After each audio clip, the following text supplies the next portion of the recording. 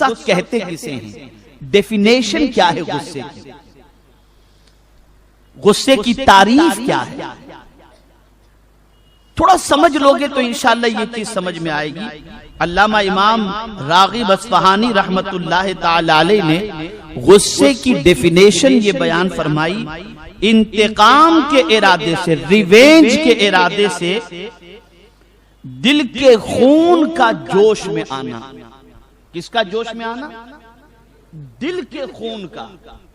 इसलिए कि ये बात आप याद रखें कि जब किसी से अजियत पहुंचती है ना, तो वो अजियत हाथ पैर पर असर नहीं करती, दिल पर असर करती है। तो जैसे ही दिल पर असर करती है तो दिल का खून जो है वो जोश मारने लगता है।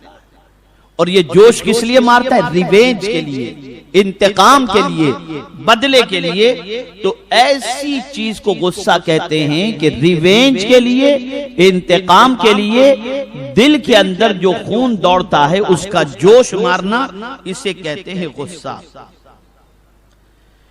इसको अगर इन शॉर्ट आपको मैं समझाऊं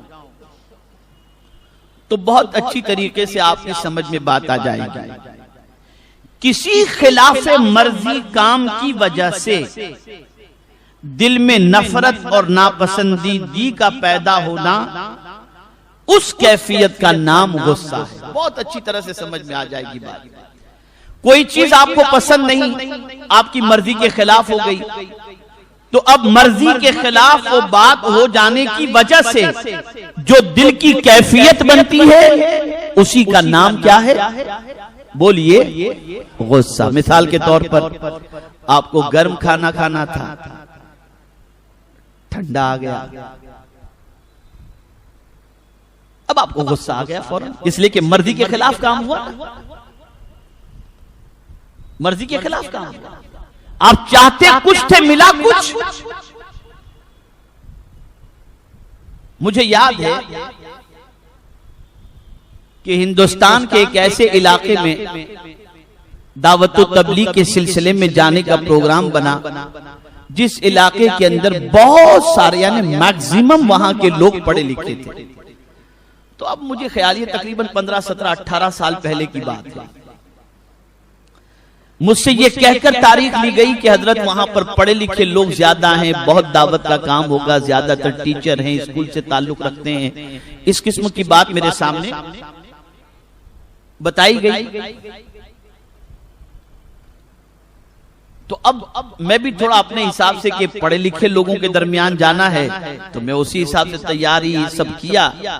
लेकिन स्टेशन पर मैंने सोचा कि ये पढ़े लिखे लोग आए होंगे तो थोड़े से डिसेंट होंगे, सोबर होंगे, सुलझे हुए होंगे, अच्छी तरीके से सफर भी हो जाएगा।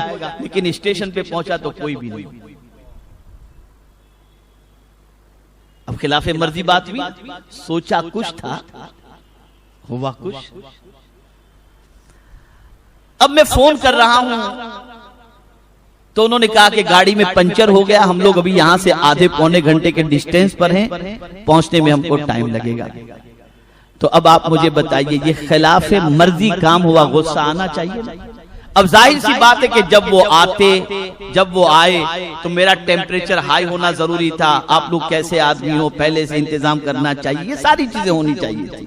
लेकिन शरीयत का तकाजा यह है कि चूंकि बात अपने नफ्स की थी, इसलिए वहां पर गुस्सा करना यह हराम था। मैं आपको अपने बुजुर्गों की बात बताऊं, उनके वाकयात को आप समाअत फरमाएं। हुजूर हाफिज मिल्लत रहमतुल्लाह ताला अलैह, तलबा मौजूद हैं, जामिया के स्टूडेंट्स इस वक्त यहां पर हैं, उलमा भी मौजूद है। वो जानते हैं कि हुजूर हाफिज मिल्लत अलैहि रहमत व रिज़वान का अहले सुन्नत व जमाअत पर बहुत बड़ा एहसान है कि अल जामिअतुल अशरफिया मुबारकपुर यूनिवर्सिटी कायम करके उन्होंने हजारों उलमा पैदा करके दुनिया में मसलक आला हज़रत के तहफ़्फ़ुज़ का काम अंजाम दिया है।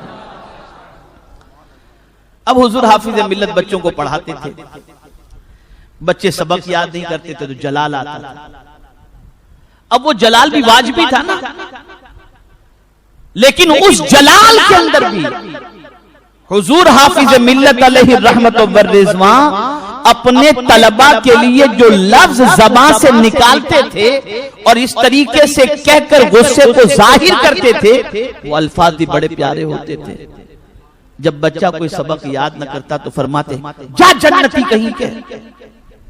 क्या कहते थे? जा जन्नती कहीं के। यानी दुआ की दुआ भी हो गई, गुस्से का गुस्सा भी निकल गया। ये अल्लाह वाला। इसीलिए मेरे आका सल्लल्लाहु ताला अलैहि वसल्लम ने इरशाद फरमाया कि बच्चों को बद्दुआएं न दो। गुस्सा आता है, बच्चे ने खिलाफ मर्जी काम किया, गुस्सा आया, तू तेरी औलाद में देखेगा, तू हलाक होगा, तू बर्बाद होगा, कोड़ी कोड़ी का मोहताज होगा। ये जो इंसान कह देता है, सरकार फरमाते हैं ऐसे अल्फाज इस्तेमाल न करो, पता नहीं कौन सा वक्त दुआ की कबूलियत का हो और जो तुम ज़बान से कह रहे हो वो वक्त कबूल हो जाए और तुम्हारा बच्चा उस परेशानी में गिरफ्तार हो जाए।